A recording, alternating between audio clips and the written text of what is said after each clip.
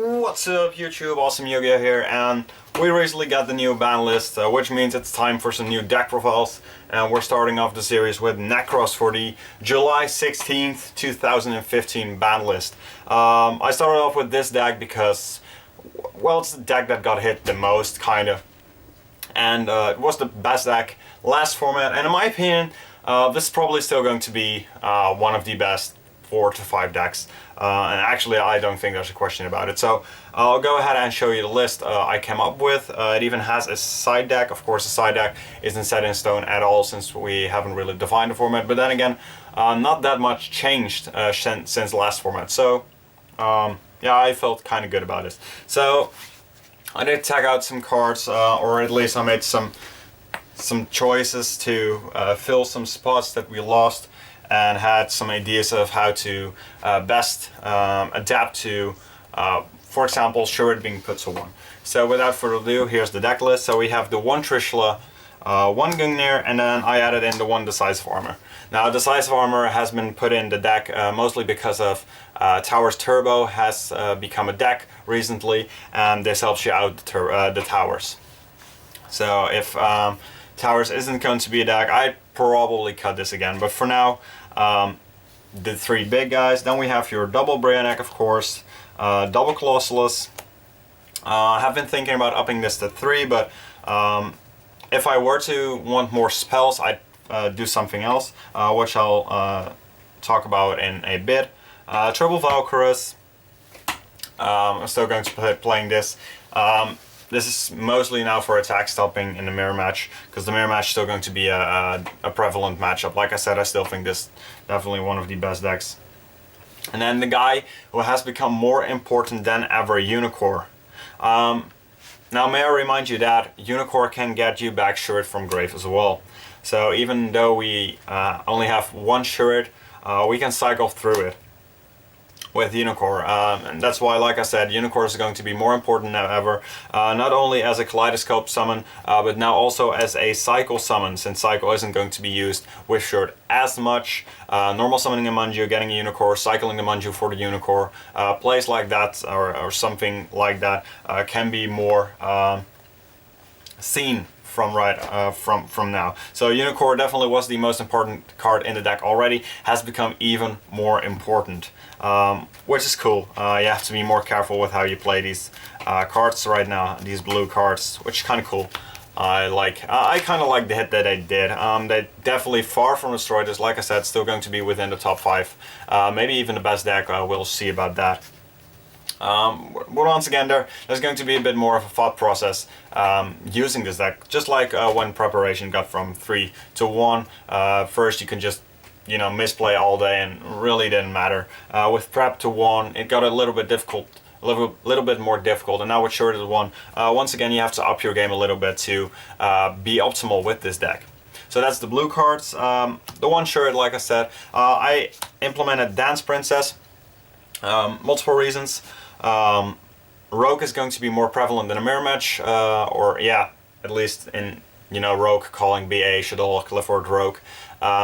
You'll be facing more of those decks than last format, when you pretty much could say like 60% of my matchups are going to be the mirror match. Like I said, I still expect a lot of mirror matches, but not 60%. And also in the grind game, in the mirror match, this can get you back Shuriken when you've banished a Shuriken from mirror. When Dance Princess 3-beated, you could get back your Shuriken from the banish zone, which is really helpful in my opinion. So that's why I implemented the Dance Princess in the main deck. Then of course you have your 6 Jews, the triple Manju, triple Senju, and triple Max C, since Burning Abyss didn't get hit at all. Tower Turbos actually does some special summoning, and it's better value than Effect Failure in that instance. Shadol is definitely going to be a good deck, and I think they're going to be using the Star Seraphs. And also with Noden in the future, Maxi is definitely going to be a good card, and still for the mirror match is definitely the card you want to open in the mirror match when you're going second. So triple Maxi in the main deck. That's it for the monsters. Now the spells. For right now, I'm still running these 6 spells, so 2, 2, and 2. I've actually been thinking of upping Kaleidoscope to 3. I'm not sure if I would cut any of these. and that's also why I said maybe Colossus to 3, but then I probably put Kaleidoscope to 3 as well. The way I built my deck, and definitely the extra deck as well, Kaleidoscope has become a lot more relevant to summon your bigger monsters as well. As you'll see in a second in the extra deck, I'm not just running the 2 and the Force, I'm running a 11 and a 10 as well, and of course with the 10 you can just summon Decisive Armor out of your hand with the Kaleidoscope for free, kinda, you know. So I've been thinking about putting this to 3. I have to wait on how the format is going to sort itself out to see how I want to do it. But Kaleidoscope is definitely going to be more relevant than it was, since Cycle has lost some relevancy thanks to Shuriken being put at 1. Now that Cycle is bad now. Like I said, you can just recycle Shurits with Unicorn or shuffle it back with Emerald, search it out with Reinforcements, but I'm still playing to make these as good, and Cycle can be used with like I said, Manjus and Senjus for or even Dance Princess for Unicorn as well. So for now the 6 mirrors might become 7, might become 6, and dropping a mirror or a Cycle for a 3rd Kaleidoscope. I'm still playing Raigeki. Now this isn't as much as a you used to play it for Jin out. It's not for that anymore since Jin is banned.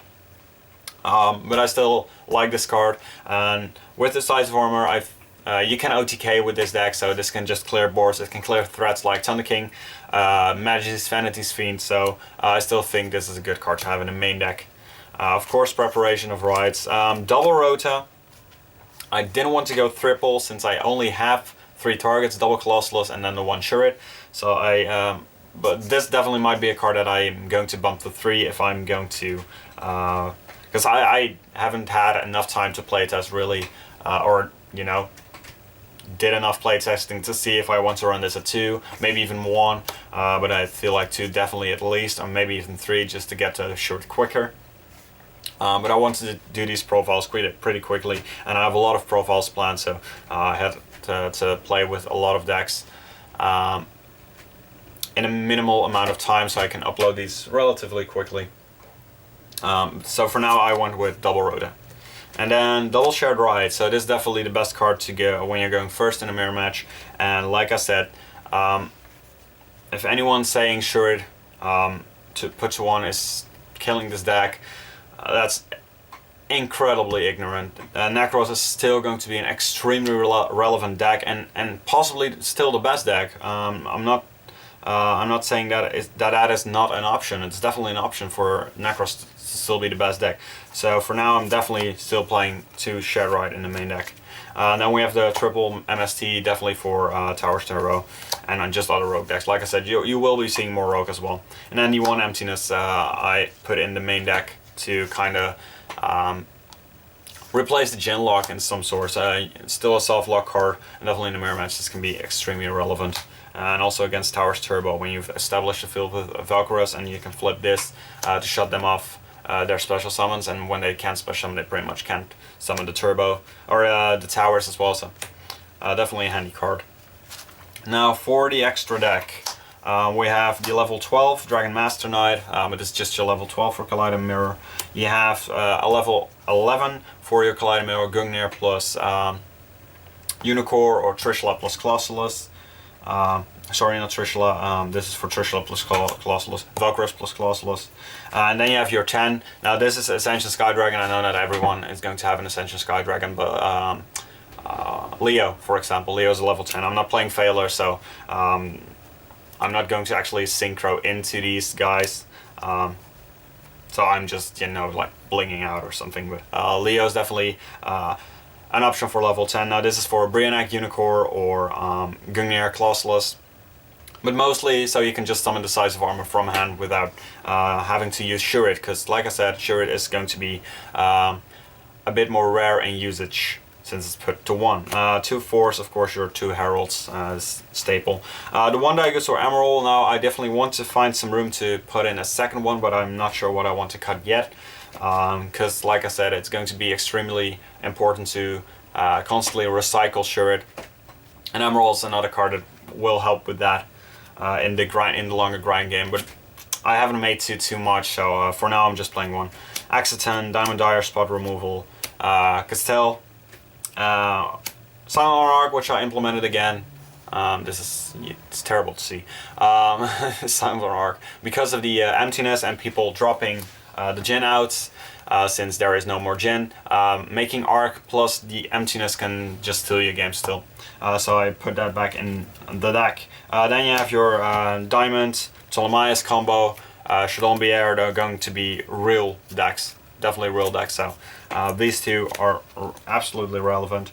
Subbaba General, now I am a European player, so we're not allowed to play Diamond Crab King. But Subbaba General is just a towers out, so Diamond Crab King would be the superior towers out if you're an American player, but I definitely suggest you have 8 towers out in the extra deck as well, along with Decisive Armor in the main deck, which is a towers out, but then you of course have to have something that is big enough to attack still.